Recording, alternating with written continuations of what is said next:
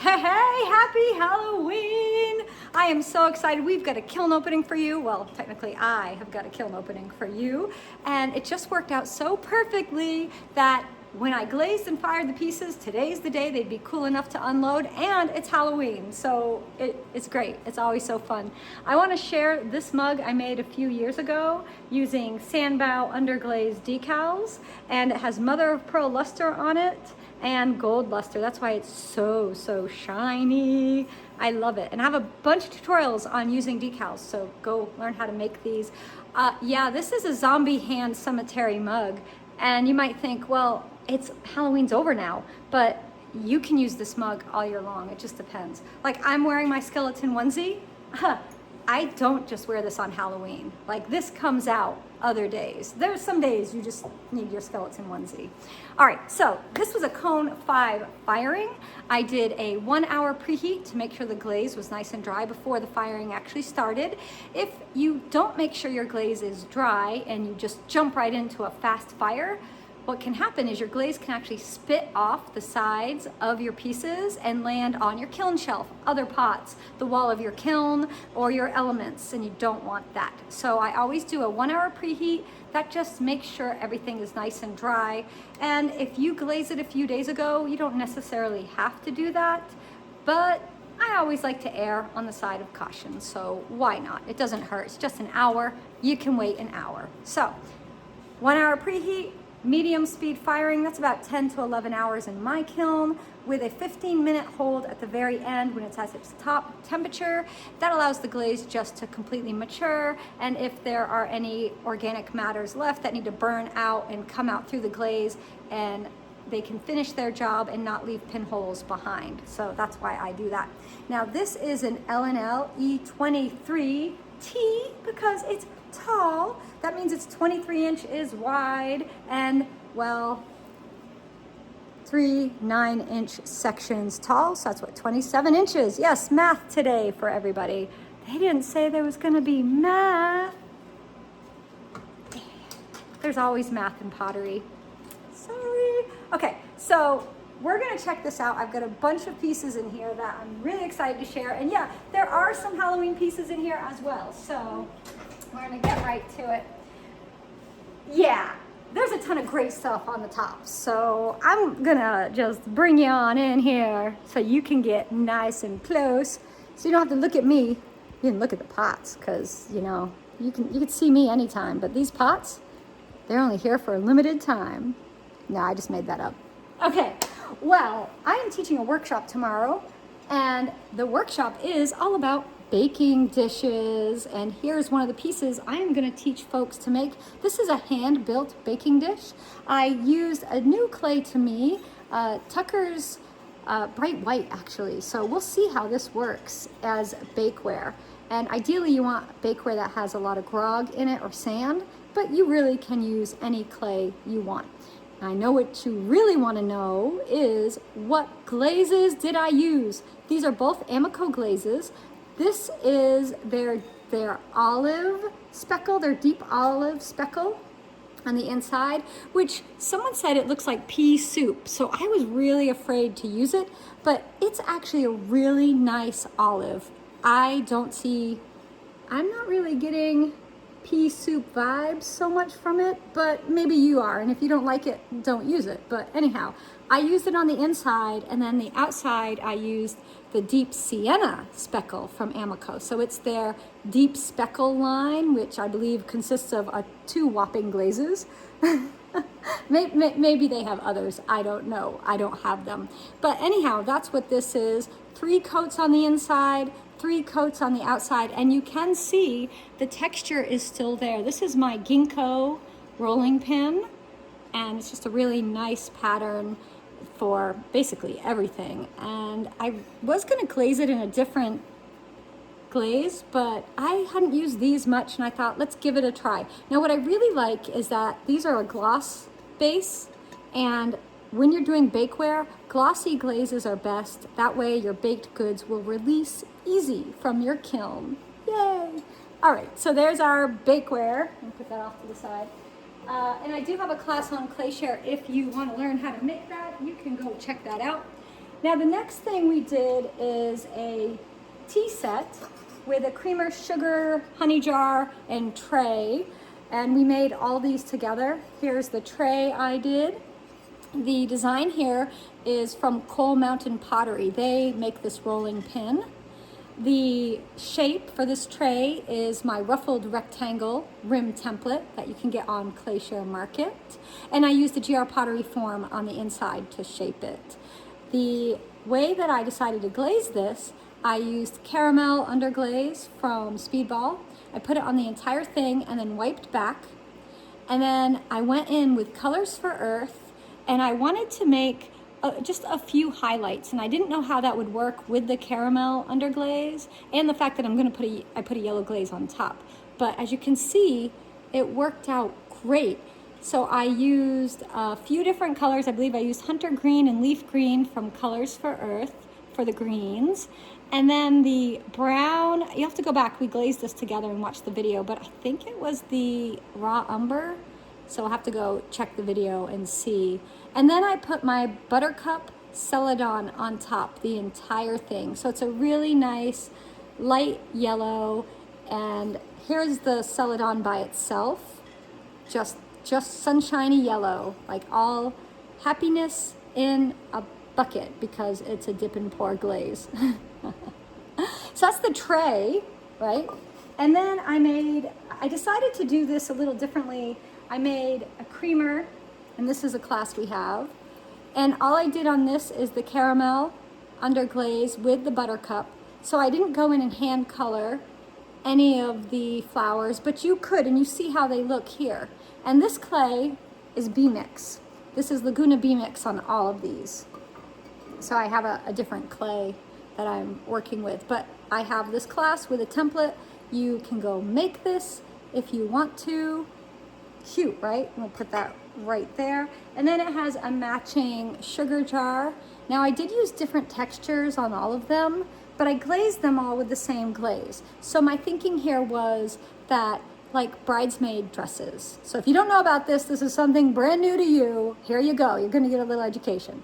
Bridesmaid dresses. You can do one of two things. You either get all the same dress with different colors, or you have different dresses, but you make them all the same color. That's the rule. Well, it applies to pottery when we're making sets. So if you want a set to be cohesive and to match, you either make them all the same pattern, and then you can do all kinds of different glazes, or you use different patterns, and then you use all the same glaze. Now, of course, rules are always meant to be broken, and you can do something different if you would like. It's entirely up to you. So here is the lidded sugar jar and the moment of truth. Will this come off? So it's a little stuck right here. So what I'm gonna do is I'm gonna grab, oh, I wish I had a bigger dowel. Just tap it with a little tool and it releases. So in the class, it's a two-part class. We make it in one class, glaze it in the other class. I teach you how to make these with the lid, and I even show you how to do one without a cutout if you don't want a cutout, but this will work for honey. It'll work for sugar. And if you want to keep a sugar spoon or a little honey dipper in there, you could do that, but you don't have to. Now the textures on all of these are different. As I mentioned on the tray, that's Coal Mountain Pottery. This is my wildflower on this one. This one is my bees. And then on the lid, I also used Coal Mountain Pottery for that pattern. And then on the bottom of the creamer, I used a roller from De La Design Gifts. So I decided to dig in and get a whole bunch of different textures and make a cute little tray set. So here it is, and it fits one way because I dried them together. So it's a turning to find, there we go, the way they go. And there's the set. How sweet is this gonna be sitting out? Okay, gets better, right? We got this, but I made a little teapot using the same template as the creamer and sugar jar, except I enlarged it. And I made the cutest teapot. Yeah, I think the spout is a little big, but I like big spouts and I cannot lie. I don't know, whatever. You can make it smaller, and I have classes that will teach you how to do that. And this pattern is also from Coal Mountain Pottery. It's the same bee that I used on the lid of my sugar jar. And let's check. Okay, so we think the lid's stuck. It's not. We need to just give it a little tap. Oh, did you hear it? It released pretty quickly. Now the glazes on these are the same. It's that caramel underglaze from Speedball with my Buttercup on top. I got a little cleaning to do on the feet. The clay is Laguna B-Mix 5. And I have a fabulous little cute teapot that matches my set. So go make those if you haven't. And now you've got a lot of great ideas on how to glaze them. So, all right, we're gonna lift this out.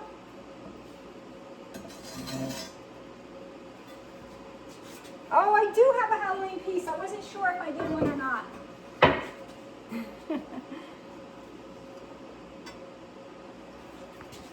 Oh, and the acorn plates are in here. Okay, let's do the Halloween friend. So I was kind of like, what do I got for glazes? And what can I do a fun ghost with? So this is a ghost rim template that I have on ClayShare Market. And then I used the oval GR pottery form to make the plate. I used black underglaze in the eyes and the mouth. I just filled it in with a blob of each and left it. I didn't water it down at all. The clay is Laguna B-Mix 5. I signed it with the Underglaze pencil because I forgot to stamp it. Now, the glaze on the front, I'm sorry, the clay is Laguna B-Mix 5. Did I say glaze? The clay is Laguna B-Mix 5. The glaze is our Spectrum, pearl white on the top and sunrise on the bottom. Yeah, that's kind of fun. It's like the white is sort of melting down. And this is my Halloween rolling pin that is also available on ClayShare Market. Ooh,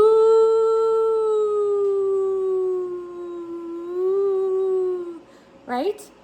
So cute and fun. You didn't make one this year? That's okay. Write this down. Actually, go make it now and you'll be ready for next year. You'll be ahead of the game.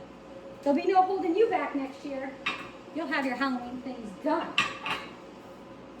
All right, acorn plates. I did a tutorial on making this plate right here, and you can go watch that and make this. And I did film the glazing, and I am going to be attaching the glazing video to the making. And there's the back. Now, the glaze I used on here is Smoky Merlot for the body of the acorn. And then the top is the textured, I'm gonna grab it. They're from Amaco, and I wanna show you. It's a textured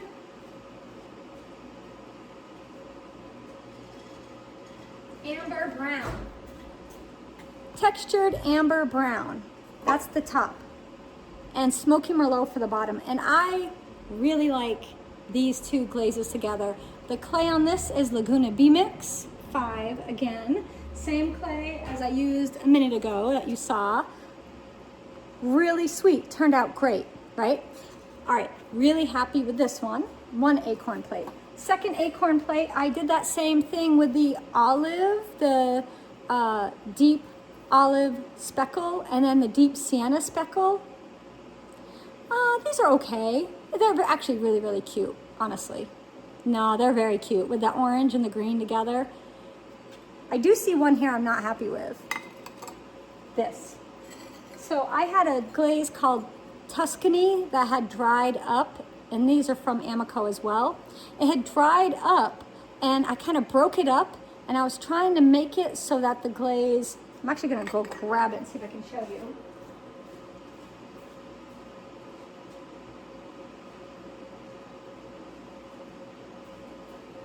Yeah, here it is. So it had dried up in the jar, and I added water to it and mixed it up, hoping it would be okay, but it's still kind of, see how it's just in chunks?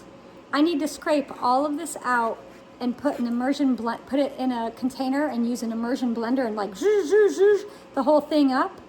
Yeah, that's how it sounds. And I need to do that, and that hopefully will fix it, because look at how it pulled away. It should not do that. I will mix the glaze up and then I'll refire it. And it's too bad because the glaze on the bottom is Georgie's Rose Gold. Oh my gosh, I love that glaze. It's so good. And the Tuscany, ugh. Look at that. So I will refire it. I almost didn't use the Tuscany. I was gonna use the textured amber brown, but I thought, oh, that would be too much amber brown in one kiln. So I should have done that, but I didn't. Okay, just look how sweet this is as a set. You imagine you have a bunch of little plates like this and a big one, and so if you're serving anything or entertaining, you can have the bigger one, and then you can have these little ones for your guests or kids or whatever. It's just so cute. Super duper cute. So, am I unhappy about that little plate? Sure. But can I fix it? Yeah, it's not a big deal. So I'll take care of that and it won't be a problem.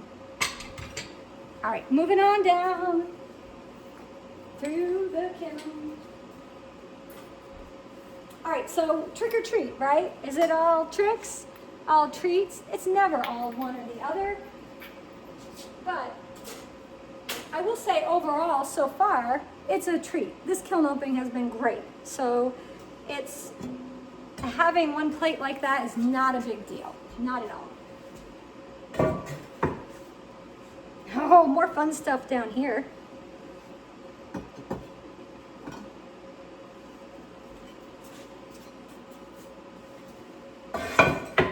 All right, so we got some holiday stuff. Ooh, I went a little thick with that. Another acorn plate. I used chun plum, and I think it's too thick. See the little squirrel? You barely see him. That's a stamp from De La Design Gifts. You can see it, but it's very subtle. Very subtle. And then that's that warm, that, let me grab it again. I can't remember the name. Textured amber brown. That's the textured amber brown. Oh, it's like really nice. Really nice. That's like the acorn top glaze for me now. I don't think I'm even gonna try to use anything else. You know what? I might just put 2 coats of this on that other piece and just fire it and put it in my little baby kiln and just get it done. So this looks good. I love it with the chun plum. I did 3 coats of chun plum. I should have only done 2. Again, this is B-Mix. It's fine. It's very subtle. I'll probably go give it to my daughter. She'll love it. See him? See how cute? He's holding his own little acorn. Oh, very, very sweet. But anyhow, it is a little thick. Oh, so you know every year we do a ornament. A few years back, I think it was 2021, we did angel wings as an ornament.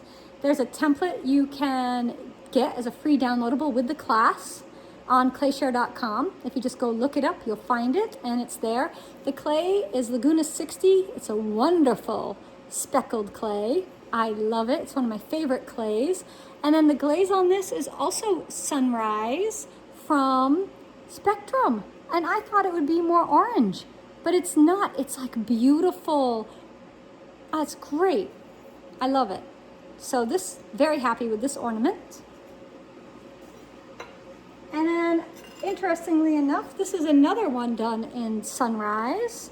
So the clay, Laguna B-Mix 5, mason jar rim template, Halloween, I think Friends is what I called this one. I have to go look.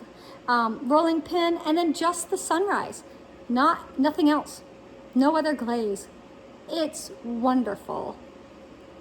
I am very happy with this one. So 2 Halloween pieces are in the kiln.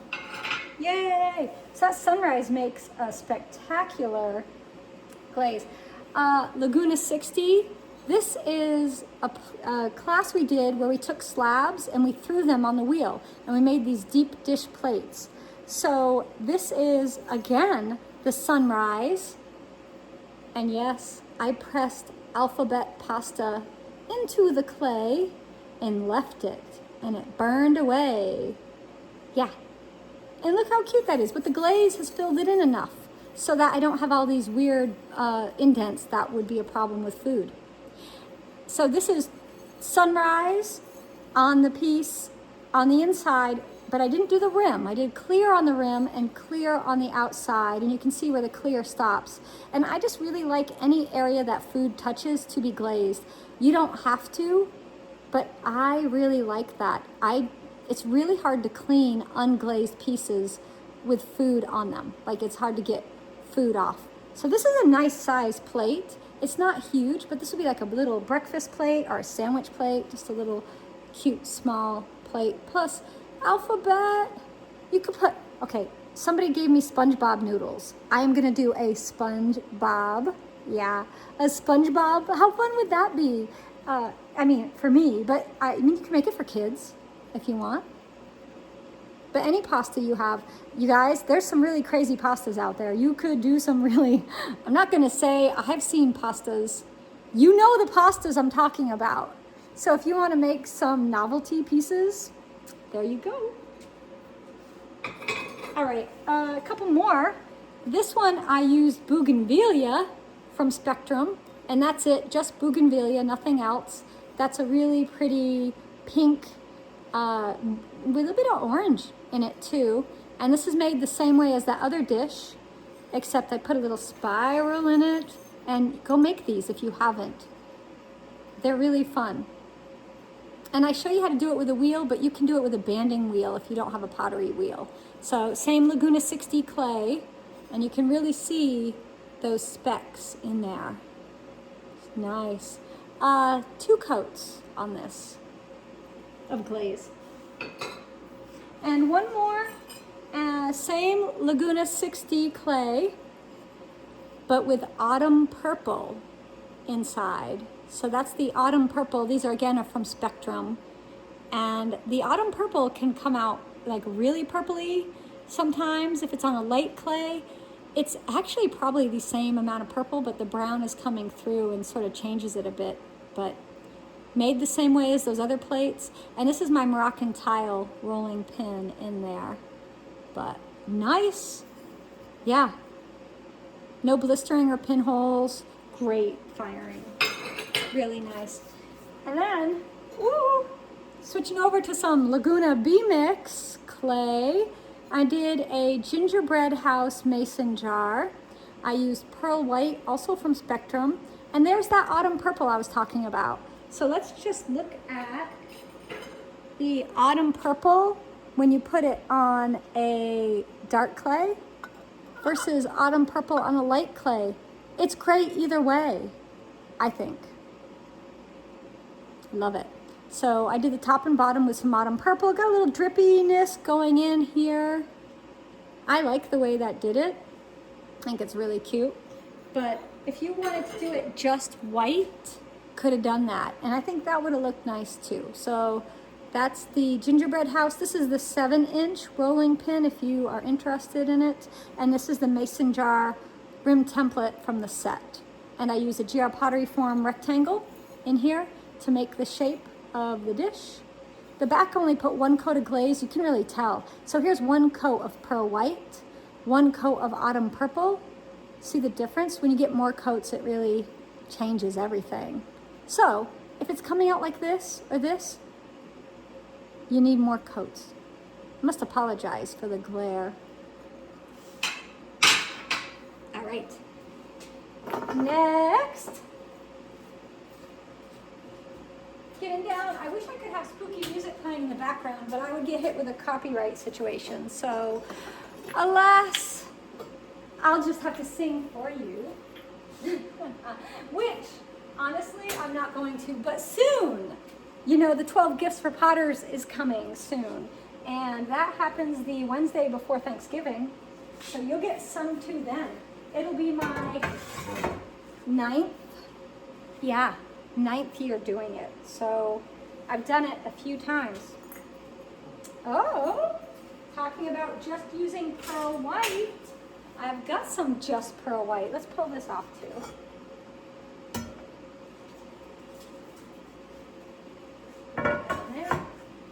Alrighty. Yeah, we'll just do the big one. Laguna 60 clay. The white is alumina hydrate, which I put on my kiln shelf so that big pieces with flat bottoms like this can move during the firing and not crack. So that's something I like to do. If you are not allowed to use alumina hydrate in your community studio, you can make what's called lid wax, which is a water-based wax, whatever you use to wax the bottom of your pots, with alumina hydrate mixed in. 1 cup of wax to about 2 tablespoons of alumina hydrate. Mix it well, apply that to the bottom, and then fire it. They shouldn't have a problem with that, but you know, maybe. Anyhow, oh, hi gorgeous plate. I just saw a video from Fortnum and Mason and Marks and Spencer. People were touring those giant department stores in England, and the viral pieces are the gingerbread pieces, they're saying. So this is my 12-inch gingerbread roller with a ruffled rectangle template that rim template, I don't think I've released to you all, but I should, right? I should. It's a big one. But I made this fabulous tray using a GR Pottery form for the shape, but it's just one glaze, pearl white from Spectrum. That's it, no wiping back, no multi-layers. It's 2 good coats of pearl white. Like if your glaze is thin, you want 3 coats, but 2 coats, look, it's perfect. I've done gingerbread houses where I hand paint every element and it's very time consuming. If you want to make pieces that are not time consuming and you just want to get them glazed and get them made, this is perfect for you. Do this. If I turn it this way, you can see the glaze quality. How cute. Super happy with that. And then see the sides. Anyhow, great. This is going to be on my table this holiday season. Basically after today, it's game on for Christmas at my house. So these things come out because we only have 2 months. We don't have enough time. So another thing in the, we got a bunch, whole shelf is Christmas. Gingerbread man rim template with my Christmas medley roller. Look at the gingerbread man there. Santa in the chimney, reindeer, present. What do we got over here? Wreath, more presents, snowman, snowflake, little star on a mitten, angel, stocking. Anyhow, again, Laguna 60. Yeah, I gotta wipe that off. And pearl white, that's it, nothing else. How wonderful is this piece? This might be the thumbnail piece. I don't know. Maybe I'll hold the both up like, Halloween kiln opening with Christmas things. Go watch that. Yay! Anyhow, yeah, I love it. I used a bowl mold that I made for this, but you could use a GR Pottery form, but I used a mold, so it's actually, you see the little, kind of a little bowl. Very cute. So a couple Christmas things happening in the kiln. More angel wings.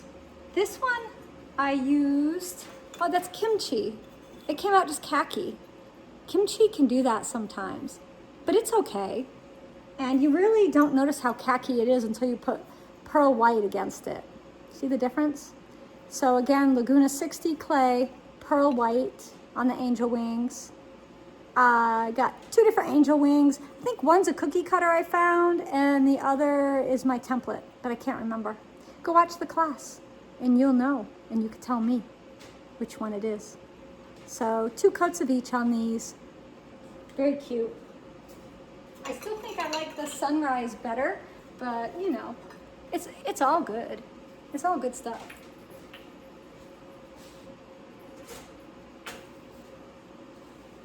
All right, I don't remember what's in here. So this is,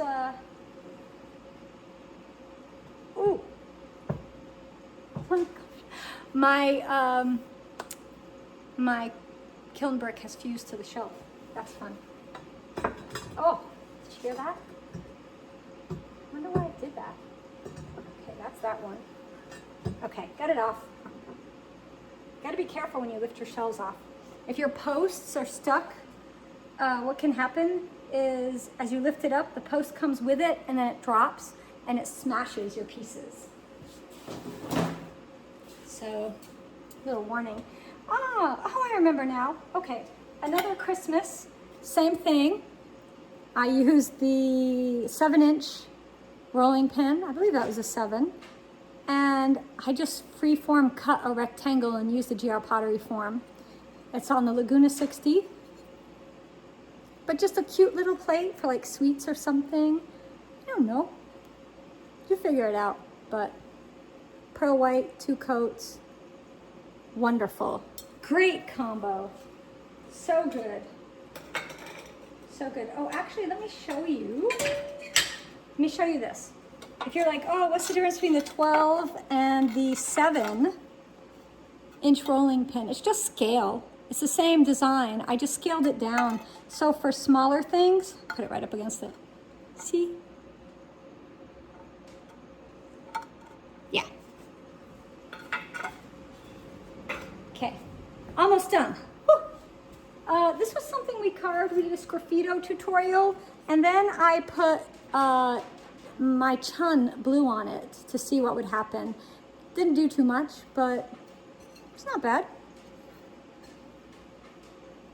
Sometimes you go thick with the chun, it starts to obscure your beautiful carving, but it didn't really here. This is royal blue underglaze from Speedball that I applied to Laguna B-Mix 5. And then I carved with a diamond core tool, L3, that's their diamond stylus. I might have used the L1 as well, but go watch that tutorial because I show you everything in that. Oh, another ghost friend. Black underglaze in the mouth and the eyes, and then pearl white on the entire thing, 2 coats. Perfect. What happened to this eye? What's going on there? He only has 1 black eye. The other eye's kind of missing. It has black in it. How close can we get? Okay, but look at how great the glaze is. There's no blistering, no pinholing. This is what we want when we do a firing. You don't want to have all those imperfections because they are a problem.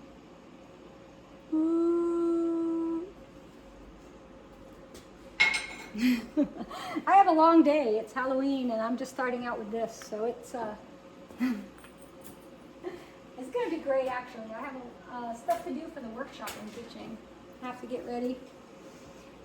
Oh, Kathy Skaggs came and did a workshop in September, and we made a collab piece where she printed on some slabs, and then I took her slabs that were printed on and I made a plate.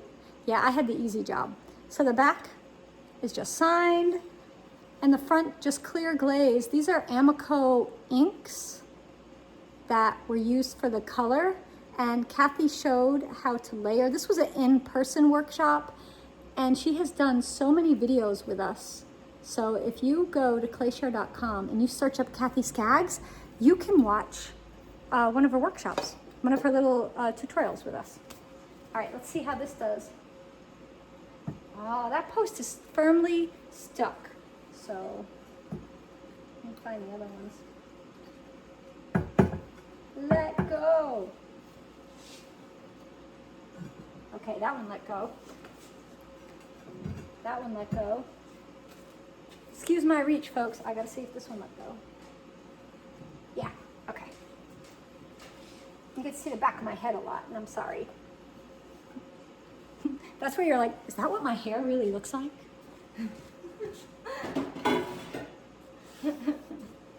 Oh, yeah, yay, okay. Forgot what was down there. Another piece Kathy made that we did the collab on. So you can see all these layers. Each layer was a different printmaking technique. So this one and then this one. So there's 2, both made on Laguna B-Mix 5. Yes, I used alumina hydrate on them, but Yeah, I'm sorry, the glare. I'm so bad at that. You think I'd learn after, we won't say how long, but they look great. Really happy. I thought I was gonna like this one better, but I actually really love this one. I don't know, what one do you like better? I like the subtlety in this. This is really cute too. I mean, it has many layers, but I like the bigger bees. Tell me in the comments which one you like best. All right, they're the same plate though, so they stack together. Look how nice these would be in a cabinet. And you know, because they're squared, they will fit in your cabinets easily, easier than round ones. And this is my my square rim template. I think it's a ruffled square rim template. And I didn't use a form, I just turned the ends up. And I've done quite a few tutorials on how to do that. It's really easy. It's a very old technique, so you can do it. It'll be fun. All right,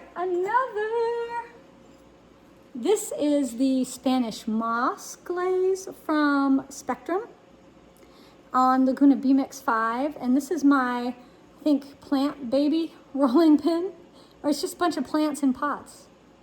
Very fun. But this glaze is really interesting because it breaks like this almost peachy color, and then it's a blue-gray.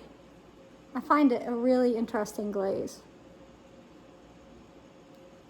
I'm not sure how I always feel about it on things, but I'm gonna live with it for a bit and we'll see. Rim template I use here is my Avalon with a GR Pottery form, one of the OG circles. So there's that. And last piece in the kiln for today is this. I just did a really great class on hand building from slabs to prevent warping. If you're having problems with your pieces warping, check that out. But we made a form like this. This is one of my Ravier forms. So the rim template is called Ravier, and this is actually the Colette Ravier. I also have an Eloise, and that's this shape. You can see how it looks. And we did a quilting class. We actually made this together where we quilted on the surface using Underglaze decals. And you can use any Underglaze decals or transfers you have to do this technique. So go check that out. And then I just put the clear 2167 on top. Now this piece I made using the diamond or Ravier GR Pottery forms. They're an RD2 form. They have a little slope, so it's not, you see it's just a little slope. It's not a harsh change, it's just soft. Isn't this pretty? I love it. I might gold luster it now so you can see all of the Underglaze decals. I don't know what I'll do for gold luster, but kind of want to do something. And that's it. That's that's everything.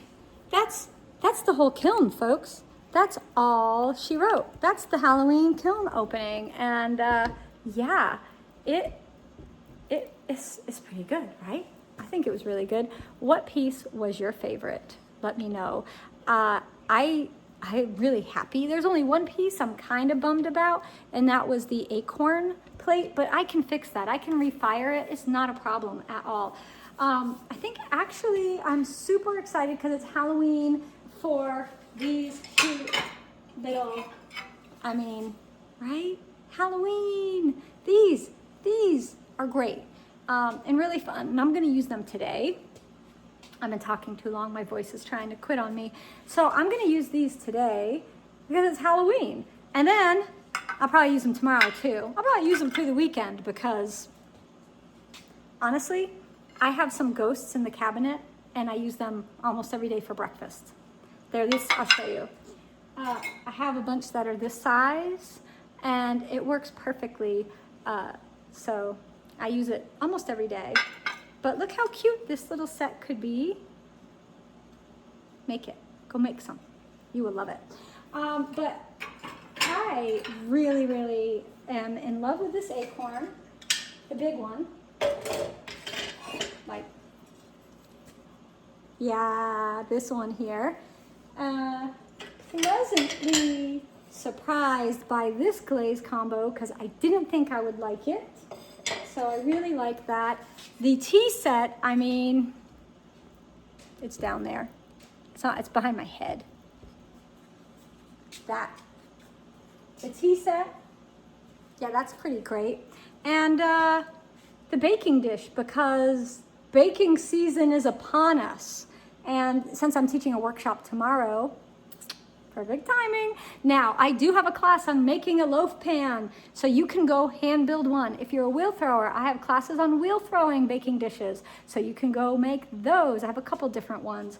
I have a class on making ramekins, pie plates, loaf pans, casseroles, squared casseroles, a fun kidney shaped casserole that's wheel thrown. We've done a lot of baking dishes. Oh, we did mini loaf pans too. So cute. So if you're looking for something, I'll see if I had a mini. I'm teaching that tomorrow too. We're gonna make a loaf pan, we're gonna make a oval casserole dish, and we're gonna make the mini tomorrow at my workshop. And the oval one is not available yet on ClayShare. Although if you're watching this in the future, it might be there, but it will be. See, that's what I'm saying. Anyhow, shocked at how great these glazes are.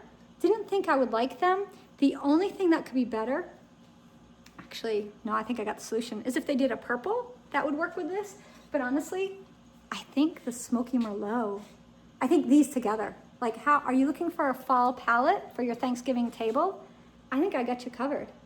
If you want to do colors, Deep Sienna Speckle, Deep Olive Speckle, Smoky Merlot, and that textured amber brown, got you covered right there. Sweet. I think it would be fabulous. And if you need another reminder, these together. Okay. Thanks everybody for joining me. Happy Halloween. I hope all your kiln openings are full of treats with no tricks. I will be back with another one soon, as you know, but until then, go to clayshare.com or the ClayShare app and watch all of my fabulous pottery classes. I've got hundreds of full-length classes, thousands of videos, because sometimes I just have a quick little video for you, just showing you something simple. We just did a really great Pottery 101, so if you're new to pottery, we all start somewhere. Come start with me. I will guide you through everything you need to know to learn how to make pottery. Even if you've never done it before, I can teach you. I promise. Go, and then you will see, and you will be like sending me a message saying, you were right. It's amazing. I can do it. Thank you. So, all right, everybody. Happy Halloween. Again, share in the comments what you like the best. And as always, make great pots. Bye, everyone.